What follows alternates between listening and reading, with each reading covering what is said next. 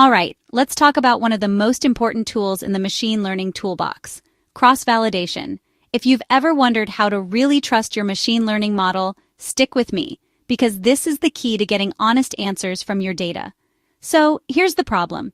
If I just split my data into a training set and a test set, train my model, and check how well it does, that evaluation can be, well, a bit of a gamble. Maybe I just got lucky with what data landed in my test set, or maybe I got unlucky. Either way, it's risky to trust a single split. That's where cross-validation steps in, and the most popular way to do it is called K-fold cross-validation. Let me break it down step by step.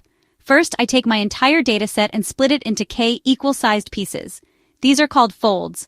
For a classic example, let's say K equals 5. Now I've got 5 folds, each one holding a chunk of my data.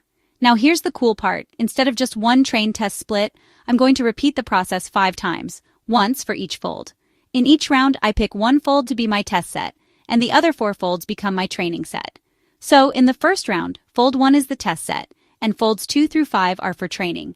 In the second round, fold 2 steps up as the test set, and folds 1, 3, 4, and 5 handle the training. This keeps going until every fold has had a turn as the test set, exactly once. After each round, I jot down how well my model did on the test fold. Maybe I measure accuracy or error or whatever metric fits the problem. Once all 5 rounds are done, I just average the results. That's my final performance score. So why bother with all this? Well, first off, K-fold cross-validation gives me a much more reliable, stable estimate of my model's true performance. No more worrying if I just got an easy or tough test split.